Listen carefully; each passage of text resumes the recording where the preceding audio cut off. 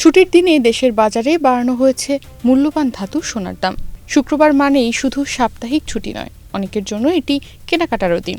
বিশেষ করে শপিং মলগুলোতে এদিন থাকে উপচে পড়া ভিড়। পরিবারের সদস্যদের সঙ্গে ঘুরতে এসে অনেক নারী সোনার দোকানে ঢু মারেন, নতুন ডিজাইনের গয়না দেখেন, পছন্দের অলংকার বেছে নেন কিংবা কেনাকাটার পরিকল্পনা করেন। ঠিক এমন একটি ছুটির দিনেই আবারও বেড়েছে সোনার দাম। ফলে যারা এদিন গয়না কেনার কথা ভাবছিলেন তাদের জন্য বাড়তি খরচের খবর নিয়ে এলো এই নতুন মূল্য।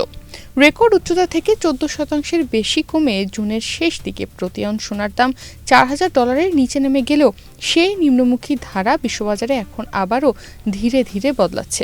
বিশ্ববাজারের এমন পরিবর্তনের কারণে দেশের বাজারে সোনার দাম বাড়িয়েছে বাংলাদেশ জুয়েলার্স অ্যাসোসিয়েশন বাজুস। এভাবেই কোটি কোটি মানুষের ঘরে দেশ জুড়ে ফ্রিজ একটাই, ওয়ালটন।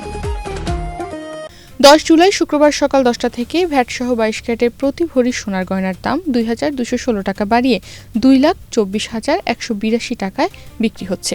সোনার গয়নার মতো রূপার গয়নার দামও ভ্যাটসহ নির্ধারণ করা হয়েছে। ভ্যাটসহ 22 ক্যারেটের প্রতি ভরি রূপার গয়নার দাম 117 টাকা বাড়িয়ে নতুন দাম নির্ধারণ করা হয়েছে 4,724 টাকা।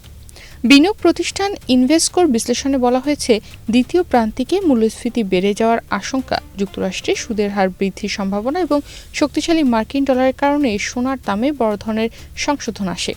উচ্চ সুদহার সুদবিহীন সম্পদ হিসেবে সোনার আকর্ষণ কমিয়ে দেয়, আর ডলারের শক্তিশালী অবস্থান আন্তর্জাতিক বাজারে সোনার চাহিদা দুর্বল করে।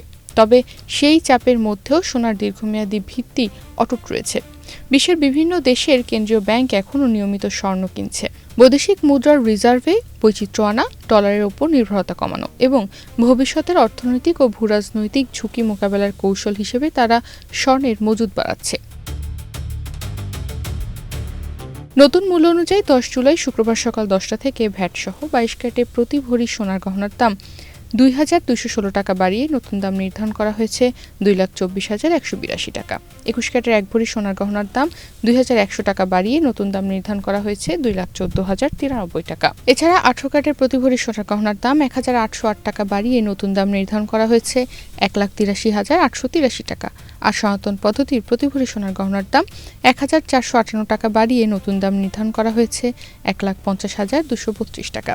এর আগে 9 জুলাই ভালো মানের অর্থাৎ 22 ক্যারেটের প্রতি ভরি সোনার গহনার দাম কমানো হয়েছিল 3,324 টাকা। তার আগে 6 জুলাই ভালো মানের অর্থাৎ এক ভরি সোনার গহনার দাম কমানো হয়েছিল 3,266 টাকা। অর্থাৎ 2 দফায় 22 ক্যারেটের প্রতি ভরি সোনার গহনার দাম 6,590 টাকা কমানোর পর এখন আবারও দাম বাড়ানো হয়েছে।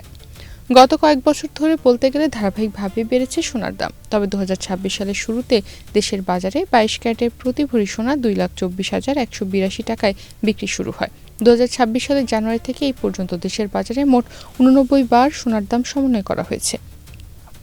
এর মধ্যে 45 বার দাম বাড়ানো হয়েছে এবং কমানো হয়েছে 44 বার।